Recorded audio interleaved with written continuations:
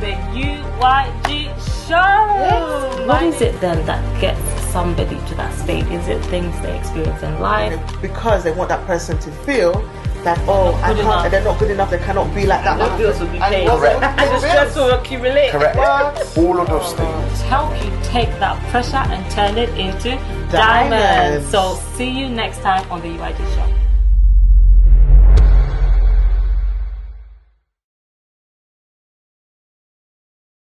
Hello. Welcome to the UYG Show. Our main agenda and goal here is to take pressure and turn it into diamonds. So we are so excited to be back for series 2. Absolutely. Can you believe it? Series 2 is finally here, and we have an exciting topic discussions for you in this series. So first of all, let's introduce ourselves. My name is Gladness Katega. And my name is Egona Waritoma. And we are your hosts today. Yeah. Oh my goodness, I am so excited, Egona. Can you believe we're filming series 2? It's amazing. Honestly, how time flies. We are super excited to be back here again. If you didn't watch series 1, make sure you scroll through the channel and watch it, because it was an amazing time. So we're back with series 2 with more topics, more discussions, more guests. And in this episode, what are we discussing? We are discussing the stages in narcissistic romantic relationships. Wow. Now, we discussed this topic in series 1, episode 1 as well. So yes, we did. You really want to check that out. But of course, this is kind of a continuation, but from a different perspective. And we actually have a special guest. Today, we have Dr. Fumi Hancock, all the way from USA. Tell us a little bit more about Dr. Fumi, please. Yes, Dr. Fumi. So Dr. Fumi Stephanie Hancock, she is a Nigerian princess living in diaspora, is a board-certified psychiatric mental health doctor of nurse practice, and 30-year veteran in the social work and psychiatry fields. Wow. As a 24 times best-selling author, this compassionate trauma care maestro and life rehab, once ambassador of goodwill in the state of Tennessee, tackled topics surrounding trauma, depression, anxiety, PTSD, which is post-traumatic stress disorder, and other mental health disorders. Through her rehabilitative storytelling, she helps hurting families rewrite their life stories, creating lasting legacies as they maintain their health and wellness. Wow. How exciting. What an amazing profile. So let's go ahead and bring in Dr. Fumi right now. Hello, Dr. Fumi. Hello. Welcome. Thank you for having me. It's awesome to be with you guys. We are honored to have you here with us. Thank you so much, Dr. Fumi. I mean, your introduction is amazing. So we are honestly humbled and honored to have you with us here at the UYG Show. You are very, very welcome, ma'am. Thank you so much. How was your morning? I know it's morning there now. We're still trying to wake up. We're trying. Sorry for waking you up. Oh, that's fine. I'm used to that. With when you do interviews here, you kind of wake up very early, so I'm used to it. Yes. Oh, amazing, awesome. So yes, we want to dive straight in, pick your brain, your awesome mind, and really just tackle this subject of narcissistic relationships, right? Yes. Let's go right in. Yes. So first of all, Dr. Fumi, can you please explain to everyone what is narcissistic abuse? My goodness. All right. So for us to be able to even understand what the narcissistic abuse is, you first have to understand what narcissism is. And when you talk about that, you're talking about people that have excessive need for admiration. Sometimes there are people that disregard, well, most times they do disregard other people's feelings. They exploit other people's feelings without guilt, without shame. They have that inability to be able to handle criticism, and of course, a sense of entitlement. So when you have that, right, and then you look at the definition of abuse, right, somebody that is being hurt, right, so you have when you combine those two words, you're talking about emotional, physical, sexual, and sometimes even financial abuse. This is what we mean by narcissistic abuse. Wow. I mean, we chose to discuss this topic, Dr. Fumi, because we found that it's most common. We know obviously narcissists can be, you know, it could be your mother, it could be your sister, your friend, your boss or colleague, but we found that it's most common in romantic relationships. Yes. I mean, I wonder why this is. Well, let's look at statistics here. I think NYU did a recent statistics about narcissism, and they found out that it's mostly men, right? And 1% of the whole world. Think about that. That's a whole lot of narcissism going on. That's a lot. 1% of the whole world have that, and out of that 1%, we're looking at 75% being men. Wow. Let's sit on that for a minute. Wow. So, so when you have 75% of 1% in the whole world, my goodness. Wow. Of course, it's going to show up and manifest in relationships. Of course. Yes, definitely. Wow, I see what you mean here. Now, what are some of the popular questions we've had? So, Dr. Fumi, when we're talking about, you know, these people who are narcissists, what is it? What makes them, you know, kind of a target? How do they target the victims, or the, you know, the people that they want to kind of have that kind of supply from? What is it about the victim? Well, there are a few factors that play into that. Number one, our vulnerability, right? If you are a vulnerable woman already who has been exposed to trauma, and especially if it's trauma that you have not taken care of, you are a great target for that. So you can look at that in individual, group, community, and the world at large. So when you talk about an individual who's been through trauma, yes, you're a great target. When you talk about a community that has been slammed with trauma, especially the Black and the brown community, when you look at what's going on in America now with the voting rights, this is all traumatic situations, so that if you're not handling that as a community, right, as a community, yes, you're going to attract that. And when you talk about nation as a whole that have been led by men, yes, and women, but mostly men that are that have that, not just traits, but they do have the personality disorder, because there's a difference, right? Yes. When you have that, then the whole country, say for my country like Nigeria, bam, bam, bam, pow, pow. So that you can have a whole nation under, right? You can have a whole, and what we're going on in America here too, you can have a whole country under a narcissistic personality, that the whole country is just enigma by them, and they are hijacked. That's the right word. Hijacked by this personality. Wow. Dr. Fumi, you said something about there's a difference between personality traits and disorder. Do you mind just expanding on that a little bit, please? Well, so it's just like you say, okay, there's good anxiety and there's bad anxiety, right? Yes. So the good anxiety, it helps you, pushes you to be the best of you, right? The bad anxiety kind of cripples you. So there are some traits that a lot of our leaders, frankly, I'm yet to see a leader that doesn't have that kind of personality, really, because that's what pushes them. When you go into a corporate world where you have a woman that is just, heads on with men, way up there, if you look at it, they probably have a little bit of traits in them. The trait that helps them to push, the traits that help them to look at their prey and say, hey, where is the weakness and how can I hit so that I can get to the other end? So there are some traits that you can actually use in a very productive way, but a disorder is a mental illness. Right. Okay. So what makes it the mental illness then? I just want to be quite specific. So what happens? What's the difference? How does that come about? Okay, so when you talk about mental illness, you're talking about people that they have an imbalance. There's an imbalance, chemical imbalance going on there, right? And not just there, but also you're talking about behavior too. You have people Okay. that are always in denial.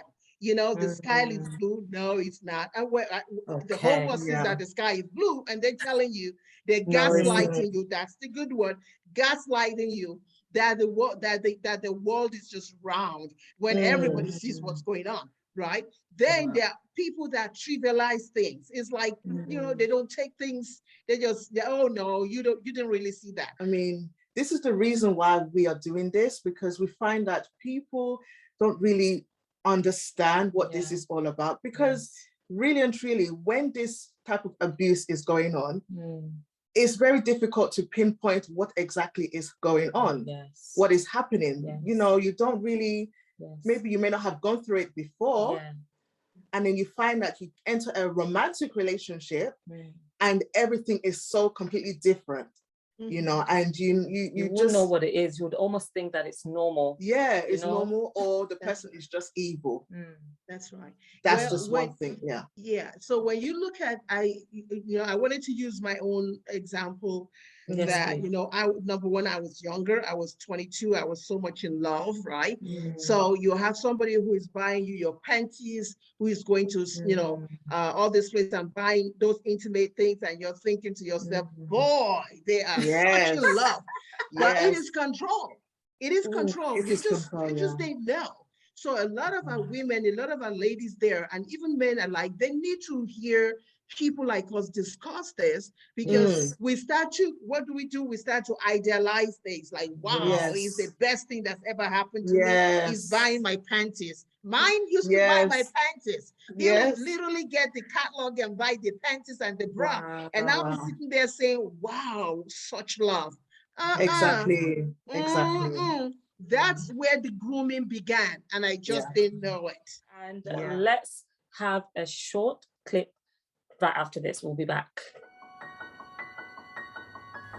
UYG is a community interest company, a social enterprise that helps individuals to release themselves from stagnation to a condition of supreme well-being and good spirits, happiness and abundance. UYG's vision is to support individuals to overcome challenges in life and assist in their self-reflection journey. We strive to see people live in mental wellness, supreme well-being and good spirit. UYG provides services that benefits the community by supporting individuals, families, relations, and couples through their self-discovery journey. UYG's mission is to help individuals heal from hurt, loss, and trauma to receive wholeness. Our work is to transform lives through self-discovery and personal development training. At UYG Social Enterprise, our work is to increase awareness and share insight for solutions to life challenges that often affect individuals' well-being.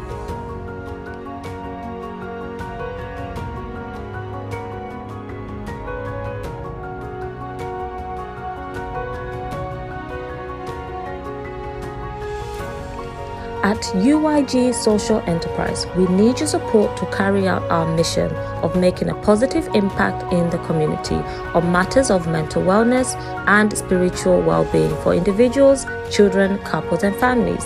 Thank you for supporting Unleash Yourself with Gladness Community Interest Company. #UYG. Tell us a little bit more about your story, please. I know your story is powerful, but give us maybe segments of, okay, that Yeah. happened, and then how did you manage to come out of it? Well, like I said earlier, I was very, very young, came from Nigeria, wanted to just stay here for 1 year. Well, I should have known. He comes, we had an agreement back home. I will be back in 12 months. But what happened? Brother was here without even telling me, didn't even know where I was living, if I was living with an aunt, didn't even know if I had a place to put my head. But here he was at the airport, not knowing that my parents had already paid for his ticket and everything to come. And here he was here. So now you have, let's think about it. I have an idea. I had idea, because we're going to move swiftly into the stages of what our target audience used to say. The first thing is you idealize the person. So for him, it was God's gift to mankind. I mean, needless me, a little old me, no. He was just God. I mean, he was the bomb. He Yeah. was the Diggity sugar Bob. in my Oh, cup. yes. He was the coffee in my tea. He was my telephone without wire. He was just, Wow. I mean, there was nothing anybody could say about this brother. You hear me? Absolutely. He was Yes. good. Now, he was abusive. When I say abusive, with the mouth, not even, not physical. Not physical. And that's why we want our relations. I want our women to know this, because a lot of times people say, well, after all, he didn't touch me. Yes. He could have touched you emotionally. Emotionally, And that could exactly. be very, very detrimental, right? So for me, let me use myself as a case study. I idealized him for a while. After a while, when he figured, okay, he's got his feet on my neck, I couldn't go anywhere else anymore. Now I don't have 2 babies now, 2 and 4, right? Wow. He stripped me of my own business. He stripped me of everything. Wow. Now I'm left with these 2. Then what did he do? Started to devalue me. I would hear him literally talk on the phone, tell his parent, tell his mother, I'm good for nothing. I'm worth nothing. Even though I was working 2 jobs to send him to college, ladies and gentlemen. 2 jobs to send this brother to college. And he would literally said, I was worthless.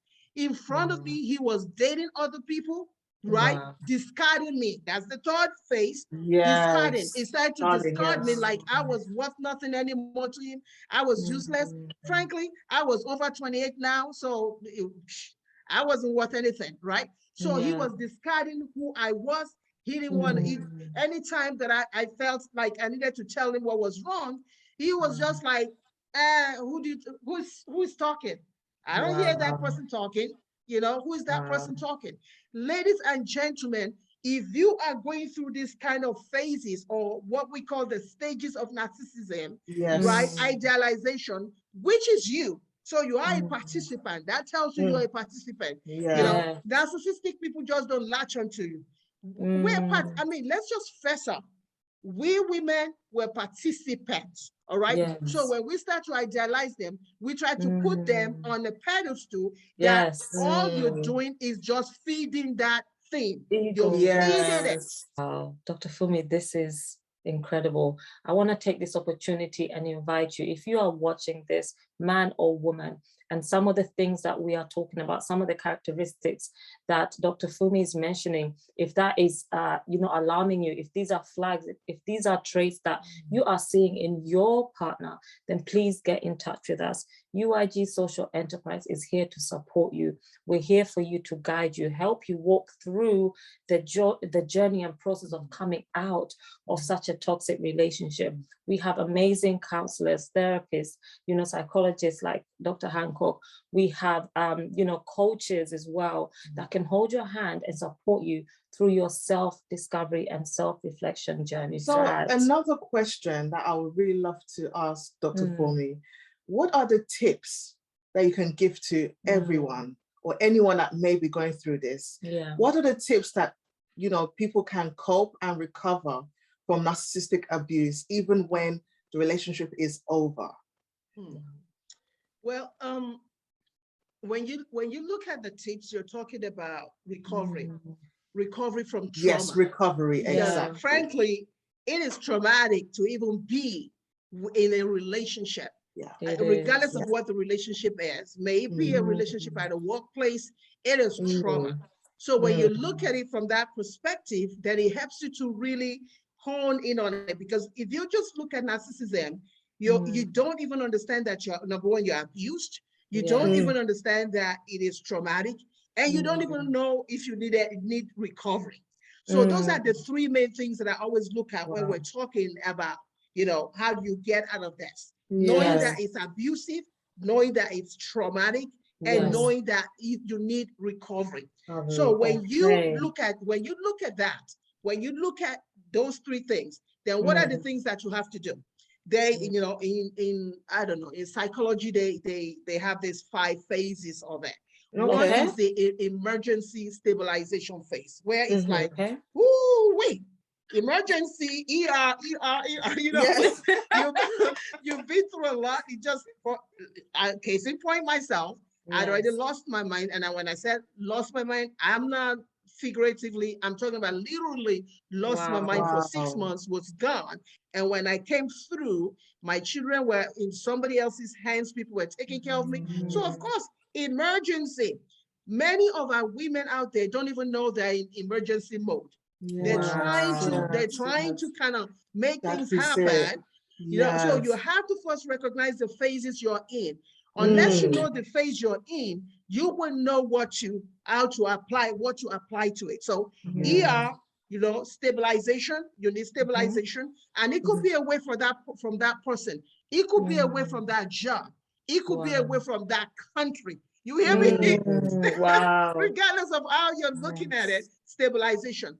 Then you have to punch your way up, right? And what I mean by that is you're literally going to have to fight your way out. Because you know, a narcissistic person is not going to let you win. Let's just put it that way, point blank. And the problem that's going on with a lot of us in whatever that relationship is like we're trying to make a point. They're not gonna get it. Can I just say that? They will never get it. So which means that you have to really kind of like, you know, Muhammad Ali, punch your way upwards in that.